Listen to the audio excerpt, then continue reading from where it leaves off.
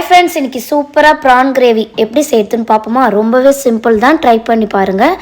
வாங்க full video பாப்போம் எப்படி செய்யறது பாப்போமா மிக்ஸி ஜார்ல ஒரு 4 காஞ்ச மிளகாய் தண்ணில சுடு தண்ணி போட்டு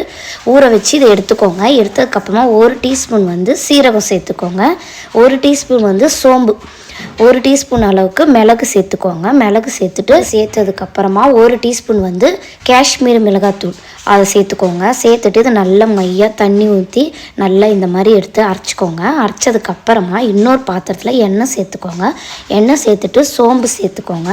சோம்பு சேர்த்ததுக்கு அப்புறமா பொரிஞ்சதுக்கு அப்புறமா இப்போ வெங்காயம் சேர்த்துக்கிறேன் நான் பெரிய சைஸ் வெங்காயமாக ஒரு 2 வெங்காயம் சேர்த்துருக்கேன் இது வெங்காயம் நல்லா வந்து கோல்டன் கலரில் ஃப்ரை ஆகிற அளவுக்கு நல்லா வதக்கிக்கோங்க வதக்கினா தான் இந்த கிரேவிக்கு டேஸ்ட்டு சூப்பராக இருக்கும் வதக்கினதுக்கு அப்புறமா இப்போ வந்து தக்காளி சேர்த்துக்கோங்க நான் பெரிய சைஸ் தக்காளி ஒன்று சேர்த்துருக்கேன் இப்போ தேவையான அளவுக்கு உப்பு போட்டுக்கோங்க உப்பு போட்டு ஒரு 5 நிமிஷம் மூடி வச்சு இது நல்லா வேகட்டும் இப்போ வந்து வெங்காயம் தக்காளி எல்லாமே நல்லா வதங்கிடுச்சு இப்போ வதங்கினதுக்கு அப்புறமா இப்போ நம்ம அரைச்சி வச்ச பேஸ்ட் வந்து இது கூட சேர்த்துக்கோங்க சேர்த்து இது நல்லா பச்சை வாடை போகிற அளவுக்கு நல்லா வதக்குங்க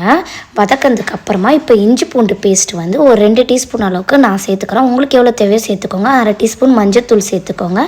1 டீஸ்பூன் வந்து மல்லித்தூள் சேர்த்துக்கோங்க சேர்த்துட்டு இதை நல்லா வதக்கிட்டதுக்கு அப்புறமா இன்னும் ஒரு 10 நிமிஷம் இதை நல்லா மூடி வைங்க நல்லா இது எண்ணெய் பிரிஞ்சு வரணும் எண்ணெய் பிரிஞ்சு வந்ததுக்கு அப்புறமா இப்போ நம்ம வந்து எறா வந்து க்ளீன் பண்ணி வச்சுருக்கோம் இப்போ நம்ம வந்து எறா சேர்த்துப்போம் இங்கே பாருங்கள் நான் க்ளீன் பண்ணி வச்சுருக்கேன் நான் 1 கிலோ எறா எடுத்துருக்கேன் இது இப்போ நான் அது கூட சேர்த்துக்கிறேன் சேர்த்துட்டு இப்போ நல்லா இதை வதக்கிக்கோங்க எல்லாமே மிக்ஸ் ஆகிற அளவுக்கு இப்போ வதக்கினதுக்கு அப்புறமா நான் வந்து மிக்ஸி ஜாரில் இருக்கிற தண்ணியே கொஞ்சமாக நான் சேர்த்துக்கிறேன் உங்களுக்கு எவ்வளோ தேவையோ அவ்வளோ தண்ணி சேர்த்துக்கோங்க இப்போ கொஞ்சமாக கருவேப்பிலை சேர்த்துக்கோங்க சேர்த்துட்டு இப்போ நல்லா இதில் வந்து 5 நிமிஷம் நல்லா இதை மூடி வச்சு குக் பண்ணுங்கள் ஒரு 1/2 லெமன் புழிஞ்சு விட்டுக்கோங்க இப்போ கொத்தமல்லி போட்டுக்கோங்க அவ்வளோதான் இப்போ ஒரு 5 நிமிஷம் குக் ஆனால் போதும் எறா சீக்கிரமாக குக் ஆகிடும் அவ்வளோதான் ரொம்பவே இருக்கும் ட்ரை பண்ணி பாருங்கள் ட்ரை பண்ணிவிட்டு இந்த வீடியோ பிடிச்சிருந்தா கமெண்ட் பண்ணுங்கள் சப்ஸ்கிரைப் பண்ணிக்கோங்க லைக் பண்ணுங்கள் ஷேர் பண்ணுங்கள் தேங்க்யூ பாய்